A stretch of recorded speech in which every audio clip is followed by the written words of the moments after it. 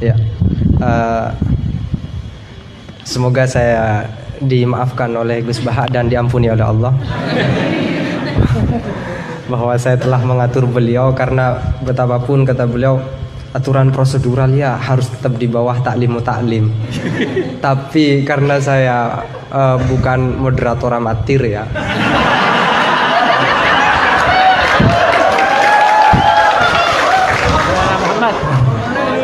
Jadi karena bukan moderator amatir, saya pakai yang satunya, bahwa akhlak itu harus di bawah hukum. Dan dalam konteks musyawarah ya moderator adalah kekuasaan tertinggi.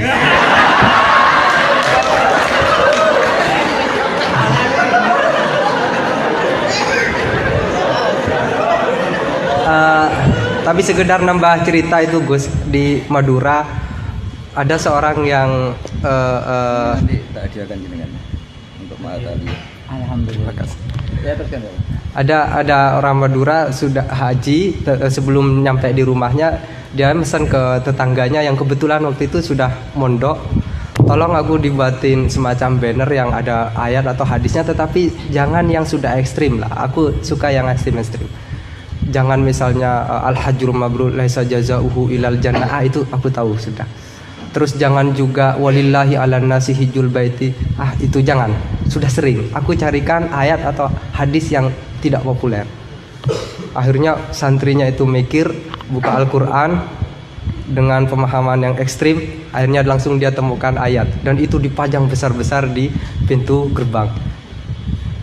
Ayatnya adalah Aman hajjal baita awi tamaro fala junaha, maka tidak ada dosa.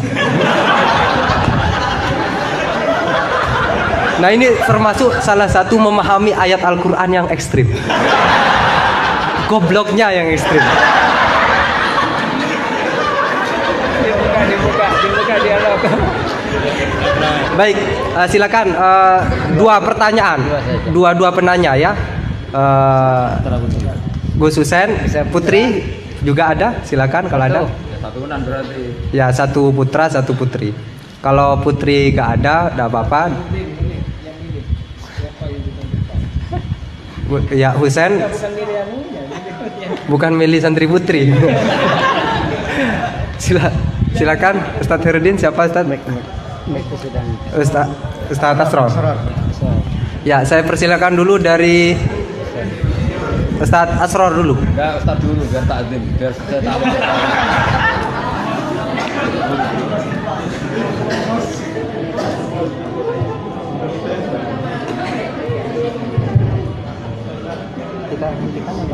Assalamualaikum warahmatullahi wabarakatuh. Yang kami hormati Syekh Haji Ahmadin Nursi. Sudah Palembang. Saya termasuk muhibbin beliau. Saya sering mengikuti kajian-kajian jenengan di YouTube. Saya pernah dengar begini. Jadi ketika beliau mengutip di Syajaratul Ma'arif, waktu beliau ngisi di Jirboyo kalau keliru, kemudian saya langsung cari PDF-nya Syajaratul Ma'arif, karena memang selain sulit belinya, maka sulit bacanya. Tapi insya Allah itu mesti mudah dipahami memang Syajaratul Ma'arif. Saya banyak berterima kasih karena waktu di Mahali saya belum tahu kitab Syajaratul Ma'arif karya Izzuddin bin Abdus Salam itu yang dibaca di sini memang Ghayatul Usul, sehingga ketika pindah ke Syajaratul Ma'arif tidak terlalu sulit seperti memahami Lubul Usul memang.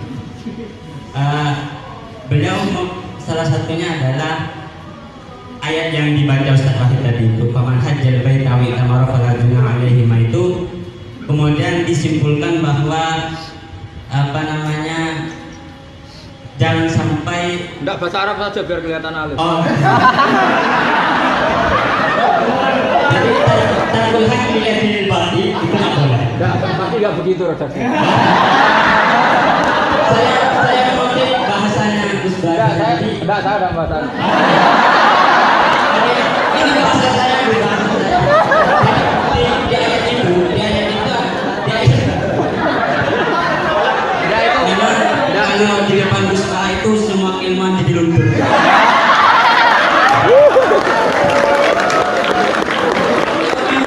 Bahaluddin itu kan kebanggaan agama. Meskipun beliau mengatakan dengan sombong-sombong itu karena sudah jadi dari awal menjadi kebanggaan agama, jadi biasa. Ustaz Bahaluddin ini di kalangan kita Ustaz yang paling top. Tapi ketika Gus Bah yang lebih alim saya itu biasa saja. Karena Gus Bah ini sudah namanya saja Bahaluddin. Di ayat tadi itu wala junahala'ikum kan diceritakan di situ memang dulu ada patung-patung begitu sehingga disimpulkan oleh ulama bahwa tarkul hakki lihat batin itu tidak apa-apa. Apa namanya? Tak boleh. Jadi tarkul hakki lihat batin tak boleh. Saya ini jadi penonton. Yang ingin saya tanyakan begini Gus. Dalam kitab Fajuri yang sering dikaji teman-teman Mahdani, isi Al-Quran itu kan cuma 9. Oh. Iya, isi Al-Quran kalau disebutkan kan cuma 9. Mulai dari halal, haram, kemudian qisas, kemudian tanzir, tausyir dan kata 9. Saya lupa itu disyairkan oleh Syekh Al-Bajuri disyairkan. Saya tadi cari lagi enggak ketemu di sana. Tapi itu ada nanti saya di bab head nanti saya persilahkan ke teman-teman di bab head itu di bajurinya ada syiiran tentang isi Al-Quran cuma ada 9. Sehingga bagi beliau kan karena sudah ada halal haram dan begitu, itu ketika ada al-qisah fil Quran dijadikan hukum seperti tadi itu menjadi suatu yang sepertinya kurang seperti ini lagi. Cerita tentang Nabi Ayub. Nabi Ayub itu oleh Allah khud biyadika dhihtan fadrib bihi wala tahnas. Enggak khud liru itu. Wah khud. Wa khud biyadika dhihtan fadrib bihi wala tahnas. Ayat ini kalau di Rawaiul Bayan itu menjadi dasar kebolehan hilah dalam fikih. Quran buang satu huruf enggak boleh. Boleh Gus. Boleh. Ini contohnya. Enggak iktibas ini karena. Ndak iktibas. Oke. Wala ya'talul fadli minkum ayyutu itu membuang Wala tadi apa? Wala ya'talul fadli minkum wasa'ati ayyutu ulil qurba wal masakin wal Bukan buang tuh tatmin. Kalau kamu tadi buang waktu. Motifnya nggak tepat. Beda ya? Beda katanya beda. Jadi saya menjadi tidak ada apa-apanya. Tapi Gus, saya lagi pertanyaan saja biar Ya. tidak tambah dibully saya. Saya di sini dibully. Pertanyaan saya begini. Yang pertama. Kisahul Quran seperti kisah Nabi Ayub tadi.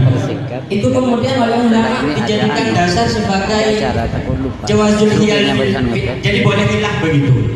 Karena Nabi Ayub itu bersumpah untuk memukul istrinya sebanyak 100 kali ketika beliau sudah sembuh. Dan tapi oleh Allah kemudian diperintah wahud biyadika dhihtan. Cukup pukul pakai rumput saja sebanyak 100 kalau di Rawaiul Bayan. Nah ini kemudian jadi dasar bahwa hilah itu boleh dalam Rawaiul Bayan. Ini yang pertama, itu kan isoh kemudian jadi hukum. Padahal isi Al-Quran sudah dibagi-bagi jadi halal, haram, tanzir, tausyir, qisas dan semacamnya itu. Kemudian yang kedua, Banyak betul. Cukup. itu pertanyaan, oh sudah ya. Cukup. Ya di situ aja kok kamu lari tinggal. Saya kalau di sini nggak bisa melihat wajahnya Gus Bah. Saya mau di belakang saja di kursi. Oh iya. Ya, memang harus jauh ya biar tidak terlalu takut. Buliannya nggak terlalu langsung. Tapi ya kepada penanya kedua saran saya adalah tolong menggunakan bahasa yang singkat. Terus yang kedua juga jangan takut dengan kata-kata intimidasi dari Gus Baha ya. Karena menurut Dale Carnegie itu narasumber yang baik adalah yang mengintimidasi audiennya. Itu adalah salah satu ciri narasumber yang baik. Dale Carnegie mengatakan begitu. Saya Gus nonton saya beliau mungkin baca Dale Carnegie. Tapi kalau beliau tahu Dale Carnegie ya.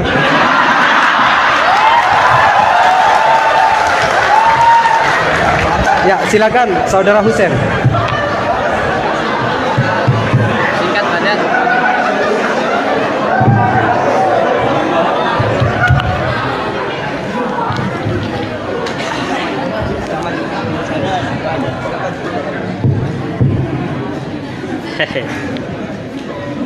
Assalamualaikum warahmatullahi wabarakatuh.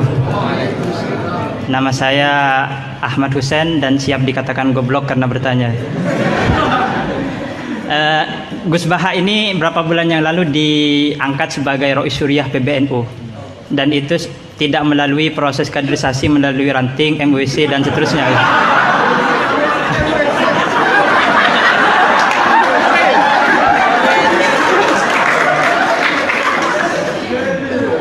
Padahal Ustadz Khairuddin ini di sini paling alim, tapi beliau masih jadi MWC gitu.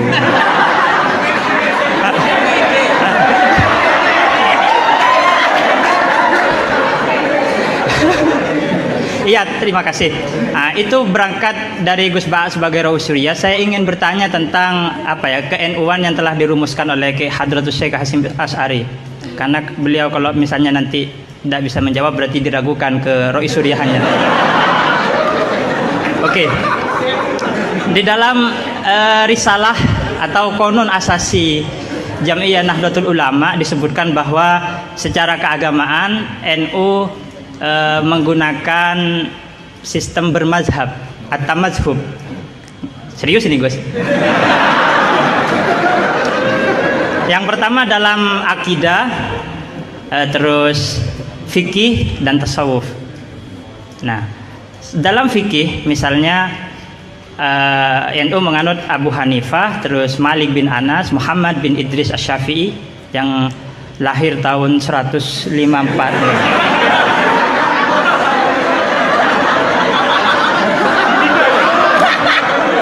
Wafatnya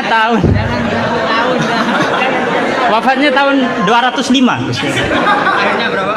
154. 50. Mungkin kitab saya ditahrif itu Gus. Umurnya Imam Syafi'i berapa? Apa? Umurnya Imam Syafi'i berapa? 63. 54. Oh iya. Ya intinya umurnya pendek. Lahirnya Imam Syafi'i tahun berapa? 50, pokok 50 lah. 140 sama 204. Iya, 204. Kalau Al-Ghazali wafat 505. Nah, iya. Ya pertanyaannya gini Gus. Pertanyaannya gini, bahwa sistem bermadhab NU itu yang pertama adalah Al-Quran, As-Sunnah, Ijma' dan Qiyas. Sementara dalam aspek lain NU menganut mazhab Abu Hanifah, Malik bin Anas, yang mana salah satu masodirul ahkamnya adalah misalnya Abu Hanifah menggunakan istihsan, Imam Malik menggunakan amalu ahlil Madinah. Nah, ini seperti ada kontradiksi atau kontradiksi interminus istilahnya itu. Di satu sisi pakai qiyas, tapi di sisi yang lain kok menerima istihsan gitu, menerima amalu ahlul Madinah. Padahal dalam sistem beragama NU itu landasan keagamaannya adalah Al-Quran, As-Sunnah, Ijma' dan Qiyas. Tapi di dalam ruang lingkup yang lebih dalam bermazhab Abu Hanifah, itu Abu Hanifah menggunakan istihsan. Ini perlu ditambah rumusan Ahlus Sunnah wal Jamaah atau saya yang salah memahami gitu. Jadi yang dimaksud Qiyas di situ apa Gus itu? Kalau misalnya Qiyas hamlu maklumin ala maklumin sebagaimana dalam Ghoyah halaman berapa ini? Terima kasih. Jadi yang dimaksud Qiyas dalam rumusan Ahlus Sunnah wal Jamaah itu gimana? Karena masih ada istihsan gitu kan, ada kontradiksi gitu. Kok Qiyas diterima, istihsan juga diterima gitu. Terima kasih. Semoga Gus Baha paham ya. Ini yang semoga yang nular itu bukan hanya GR-nya ya, tapi juga ilmunya beliau semoga nular. Amin. Saya persilahkan kepada Kiai. Enggak dijawab, gurunya aja cukup. Ini siapa namanya? Abdul Wahid. Yang ini. Husen. Husain. Tapi enggak cucunya Nabi yang Husain.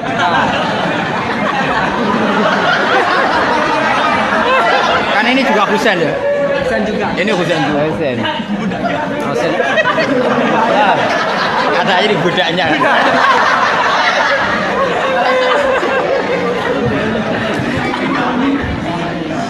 Ini yang jelas ini hari ini benar-benar kacau.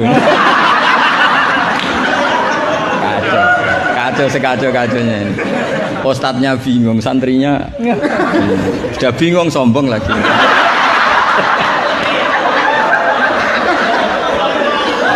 Yang boleh sombong tuh yang sudah ada bingung-bingung.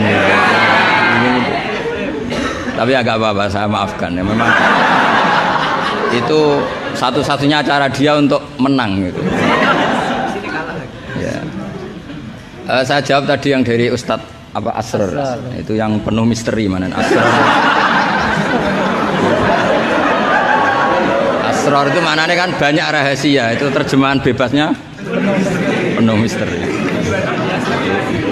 Nggak tahu punya misteri apa tadi. Tadi tanya gimana yang tentang apa khilah sama apa? Sama nanya ngulang, coba ulang. Apa? Begini ya, kitab Sajaratul Ma'arif tadi kutipan Anda tak luruskan itu tagnya di Sajaratul Ma'arif saya hafal, judulnya itu la yutrakul haqqu li ahlil batil, ya enggak? Itu mesti persis begitu. Yang kamu tadi pasti tidak persis itu. Saya ini hafal Quran, jadi ingatan saya normal.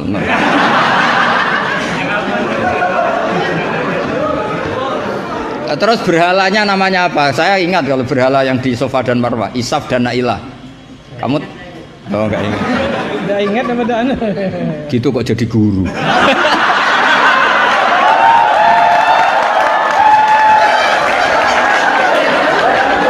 Tapi salah.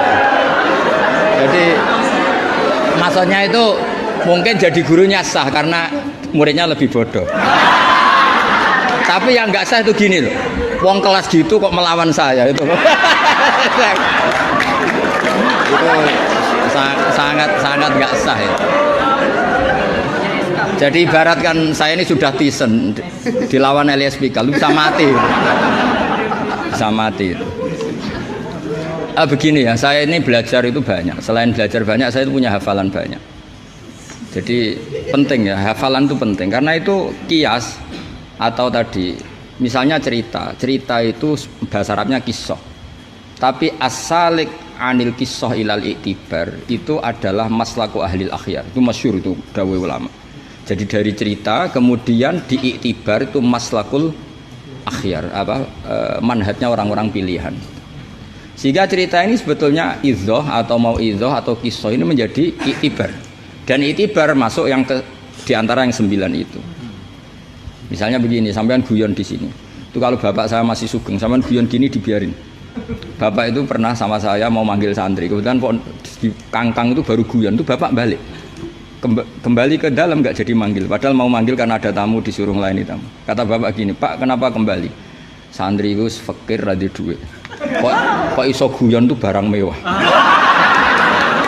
Maka mengganggu itu haram katanya.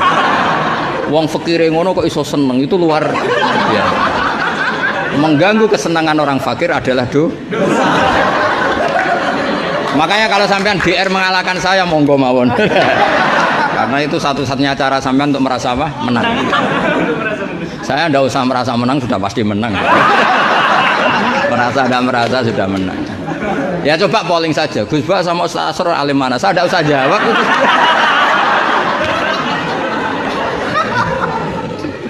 Saya tidak usah jawab pasti menang saya. Bukan saya yang memenangkan ya, memang menang, memang.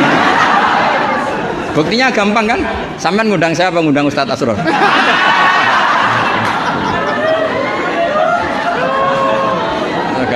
Jadi yang angkuh itu sampean bukan saya kan, bukan saya. Jadi iktibar itu maslaku ahlil akhyar. Termasuk yang saya kagum dari kitab Sajaratul Ma'arif adalah ketika malam itu ada rapat, dengerin ya, malam itu ada rapat bahwa besok Musa harus ditangkap. Di antara yang rapat itu adalah ada rojulun sing yaktumu imanah yang disebut waqala rojulun min ali fir'aun apa yaktumu imanah.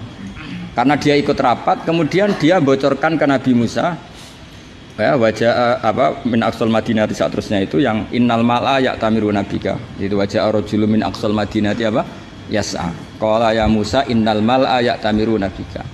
Itu si rajul ini pagi-pagi, mungkin bukan pagi ya, setelah rapat itu langsung bergegas nemui siapa?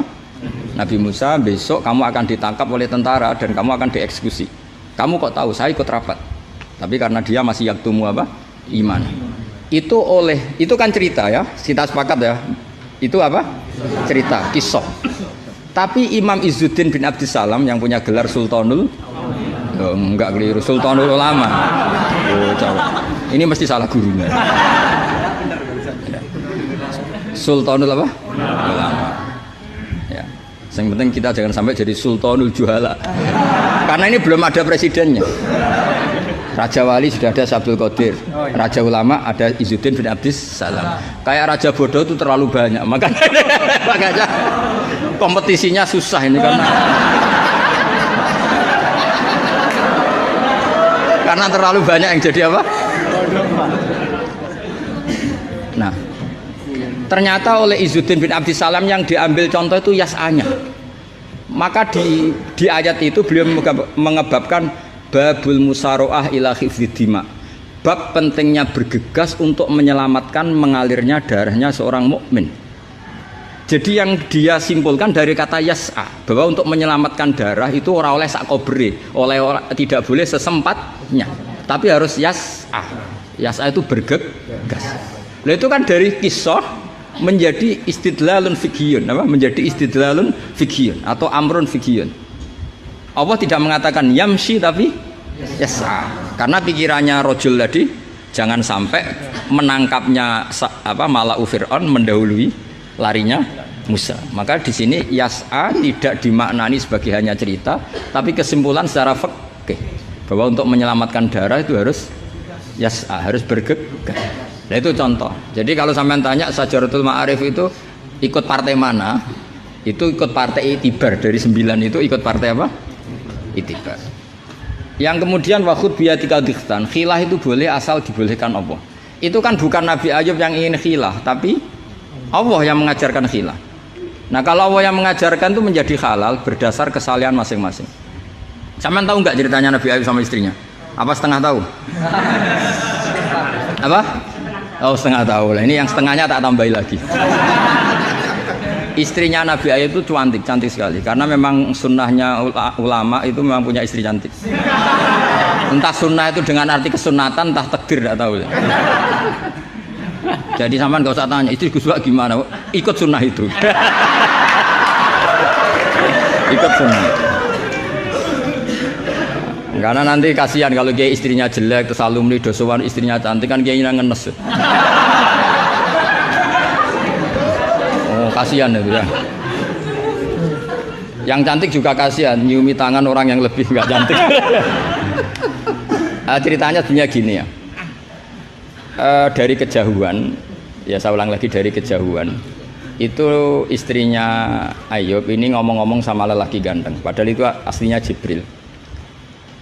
Singkat cerita, si istri ini karena Ayub ini sudah diembargo masyarakatnya dengan cerita-cerita seperti itu. Pokoknya kita mempercayai versi itu lah.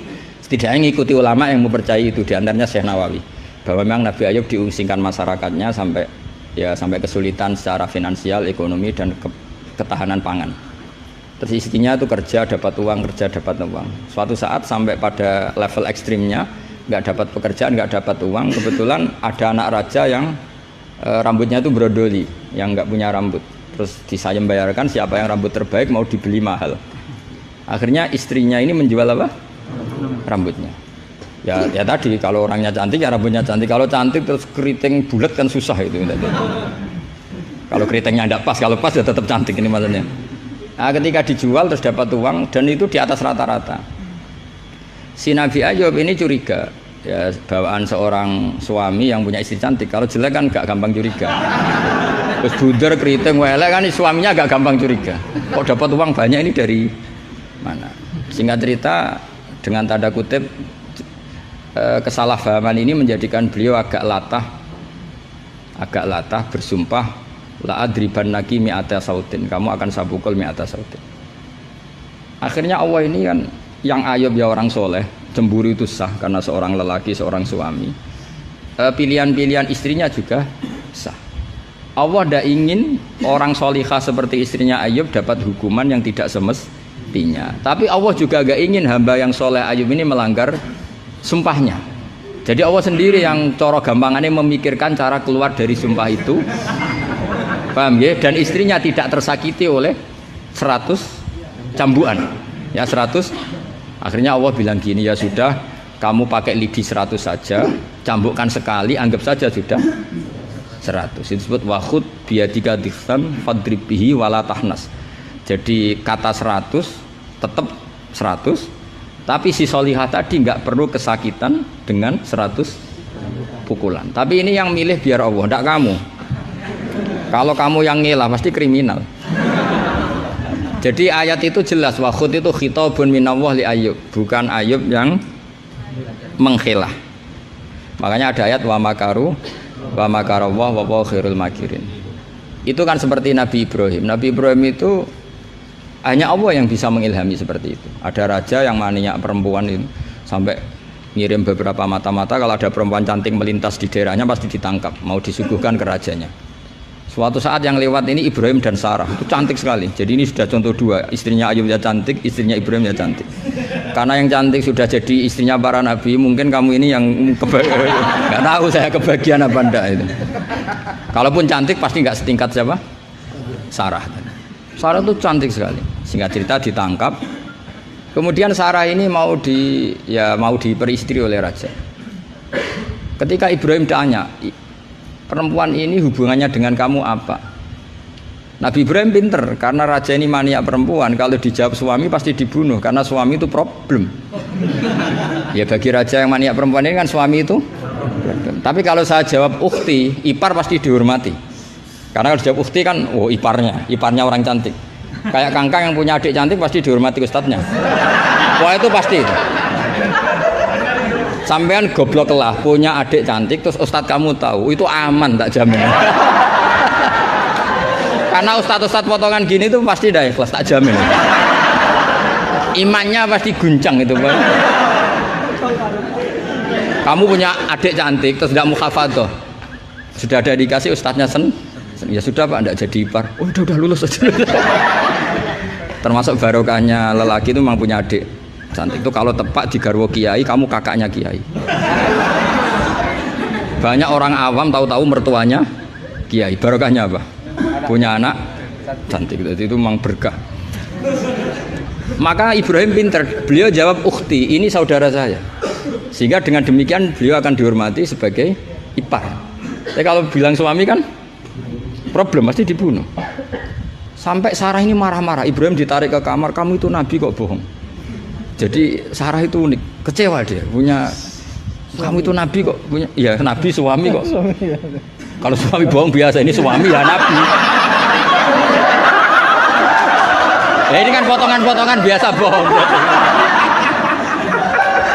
Tapi ini kan ya suami ya nabi. Kamu itu suami nabi kok bohong. Ya kalau nabi kan nggak mungkin bohong, tapi kalau suami tok kayak sampean-sampean ini kan, wah mesti bodoh nih. Bar ngopi di perempuan cantik, kok di ngopi, nang di, ya ngopi wae. Karena kalau menyebut warung kopinya pasti apa? Masalah. Makanya kalau dijawab ngopi ning di, kalau istrinya apa yang jaga cantik di umatnya Rasulullah. Karena sekali disebut masalah. Itu akhirnya Nabi Ibrahim jawab, tidak ada di muka bumi ini orang muslim dan muslimah kecuali kamu dan saya. Maka fa'anti ukhti fil Islam, kamu itu saudara saya dalam Islam. Terus oleh balaghah disebut itu tauriyah apa? Tauriyah itu kata yang tidak bohong, tapi lafadz ini muhtamil. Lafadz ini mirip muhtamil. Jadi sebenarnya saya mengatakan sampean goblok itu goblok dalam hal maksiat, itu kan keren.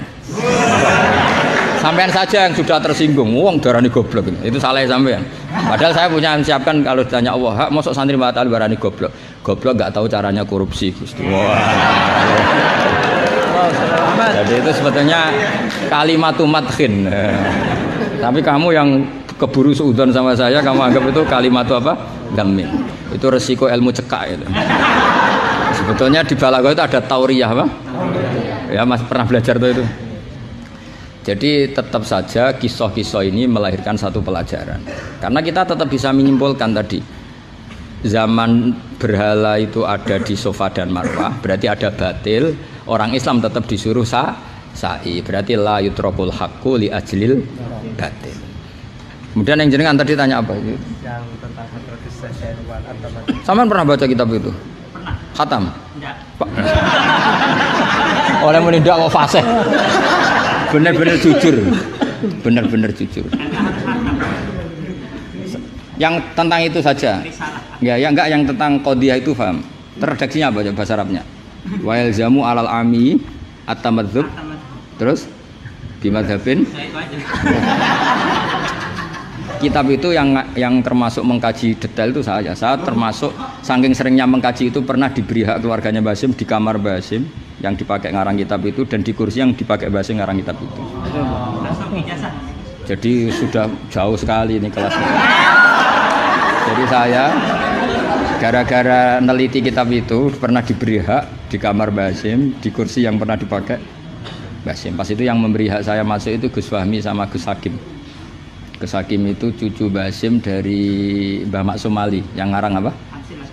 Jadi Basim punya putri namanya Khairiyah. Khairiyah ini suaminya siapa? Yang di istri siapa? Mbah Maksum Ali yang ngarang Sorof.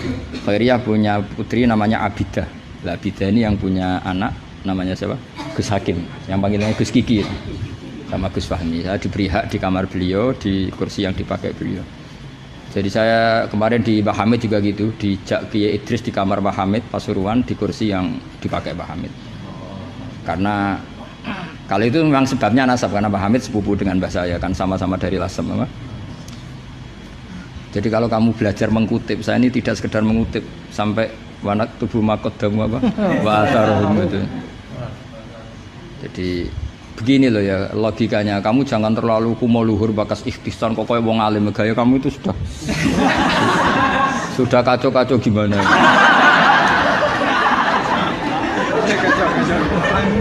Kayak parah ya, cerminan ajaran gurunya ini jadi kacau. Iya, jadi ini kamu itu korban pengajaran yang salah. Dan kamu bahasanya juga salah. Menurut NU pegangan itu 4 itu tidak menurut NU, menurut ahli sunnah wal jamaah.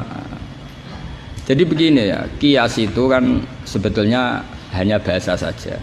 Sebetulnya ya istihsan juga kias. Sebenarnya kalau kita karena ketika seseorang itu menomorsatukan Quran dan hadis, pasti istihsan ini juga tidak keluar dari Quran hadis. Ketika kamu katakan kias, itu juga tidak keluar dari Quran hadis.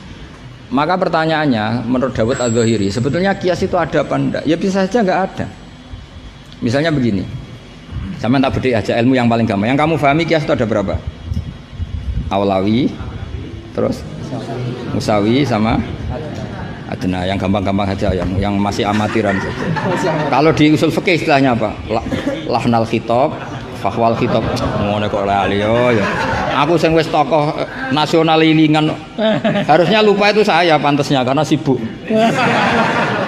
Harusnya yang pantas lupa itu saya karena sibuk. Kalau soal Surya memang saya tidak minta, jadi itu anugerah sudah, anugerah khidmah. Saya juga sampai sekarang nggak merasa Surya biasa aja. Karena ya apa ya, kalau keluarga Quran itu beda. Saya ini kan dari keluarga Quran, bapak saya hafal, bapak saya hafal, sehingga apa ya bangganya itu sudah dengan khidmah Quran. Jadi sampai hormatin tidak itu tidak ngefek sudah. Biasa munajat kenal Allah, kenal makhluk itu biasa.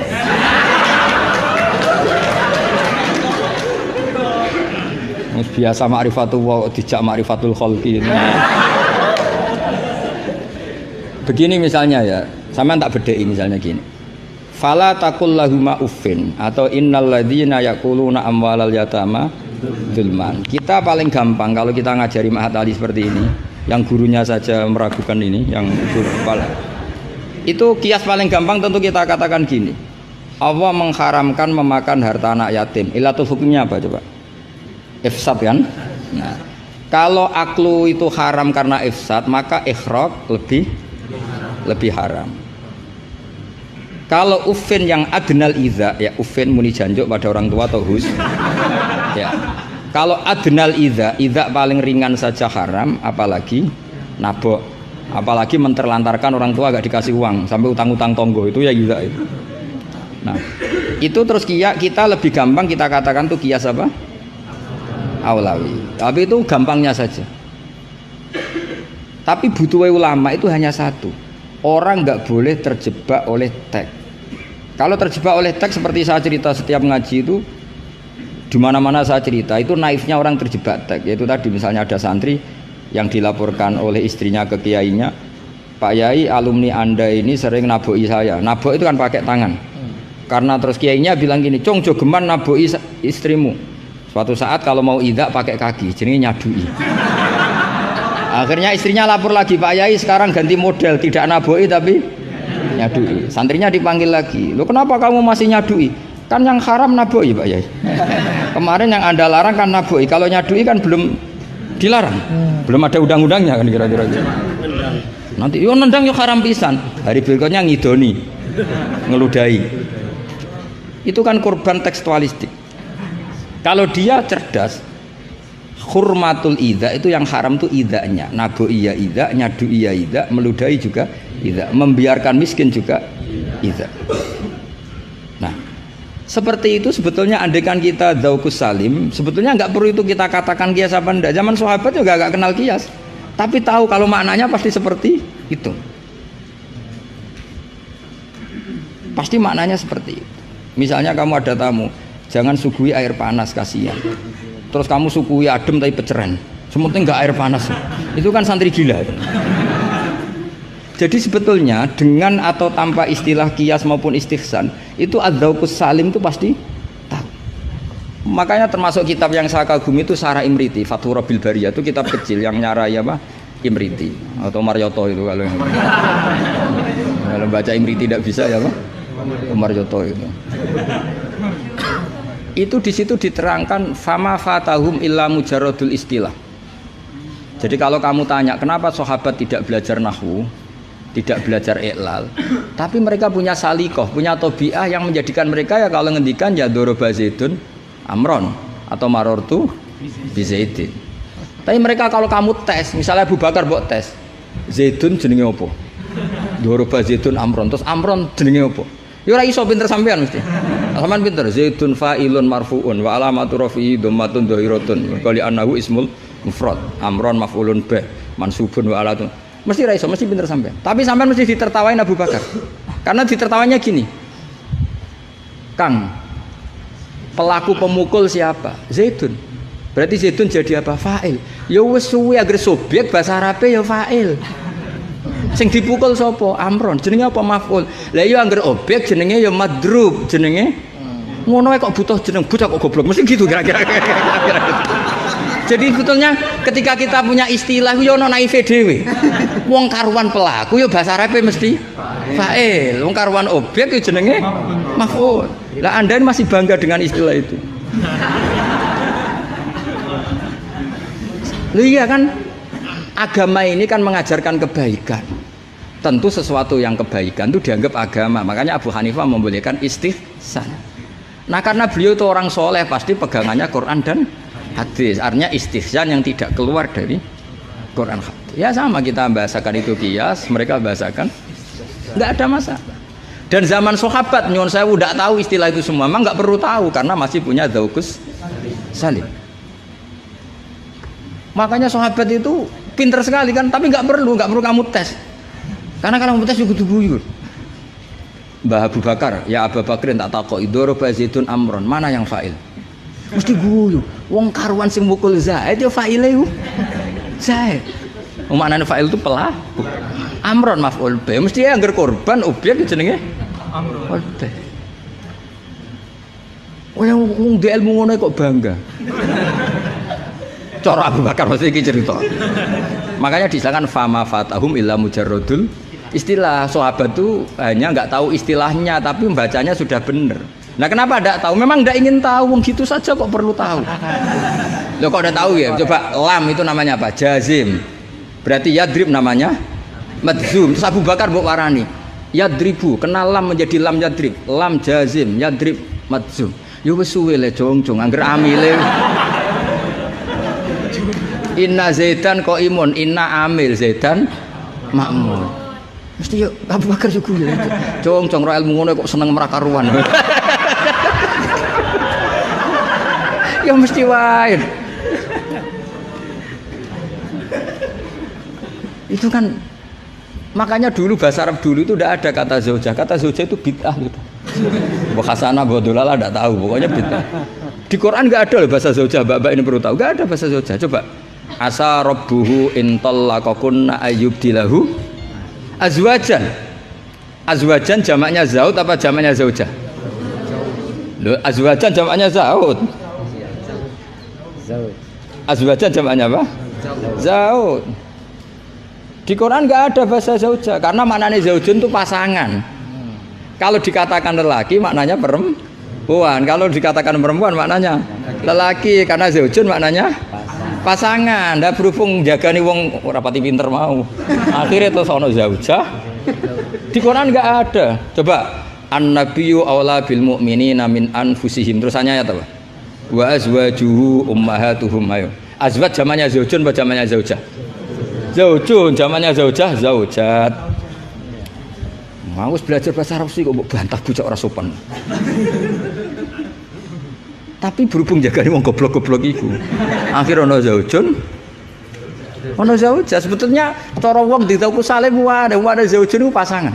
Coba lihat di Bukhari, an Aisyata zaujin Nabi. Jarang Imam Bukhari bilang zaujatin Nabi. An Aisyata zaujin Nabi.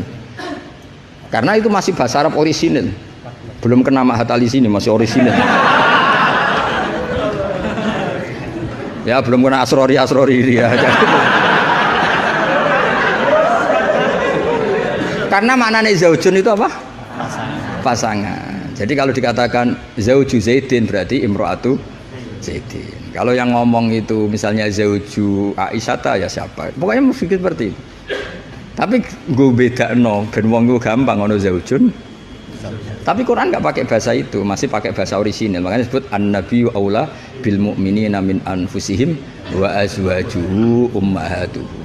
Azwaj huna jam'u zaujin. Zaujin maknanya pasangan. Dong ya. Jadi bahasa ngalamilah. Sahabat tuh nggak perlu tahu bahasanya sampean nggak perlu. Coba kalau sampean ketemu orang Arab, ditakoki ya diguyu orang Arab. Sekolah ning di anakmu, sekolah ning madrasah. Kalau ditanya madrasah terjemahnya apa? Sekolah. Berarti sekolah-sekolah kan. Jadi lucu kita. Sampun itu sudah bakdo ya. Sudah. Orang Jawa jadi satu sampun bakdo. Bakdo itu bahasa Arab. Maknanya ya sudah. Nah, sahabat tuh tahu betul apa karena punya zaukus salat. Sehingga pernah juga ini cerita kedua dan ini terakhir, nggak boleh tanya lagi. Ketika ada seorang khotib menceritakan Allah ngendikan fa rabbis samai wal ardi innahu lahaqqum mithama annakum tantikun. Itu ada orang Arabi ngaco. Mangdalladzi akhdabal jalil hatta alja'u ilal yamin. Ayo hafalkan Pak Asrori ben latihan hafalan apa? Mangdalladzi akhdabal jalil hatta alja'u ilal yamin. Pak Khotib, saya mau tanya, siapa yang bikin Allah murka sampai Allah dipaksa sumpah? Karena orang kalau sampai sumpah itu artinya nganggep mukhatabnya tidak percaya. Makanya di balaghah ada urutannya. Kalam itu kalau nggak ada pengingkaran nggak usah pakai taukid. Kalau ada pengingkaran pakai taukid. Kalau pengingkarannya banget pakai kosam. Termasuk pakai apa? Artinya gini, kalau Allah sudah sumpah pasti indikasi Allah sedang duka.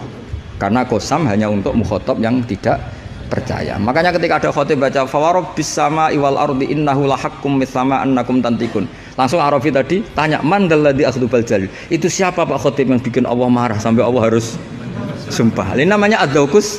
Tapi ya tidak usah kamu tes. Itu namanya apa? Faidatul khitab apa lazimul faidah? Faidah apa lazimul? Ya nggak bisa kalau zaman dulu ya nggak ada istilah itu. Istilah itu kita bikin. Jika mukhatab khaliyadhini begini. Kalau agak nggak percaya, terus kamu sok pinter. Jika mukhatab ingkar maka gini. Ya memang bahasa Arabnya nggak percaya ku ingkar dul ngene kok ora roh.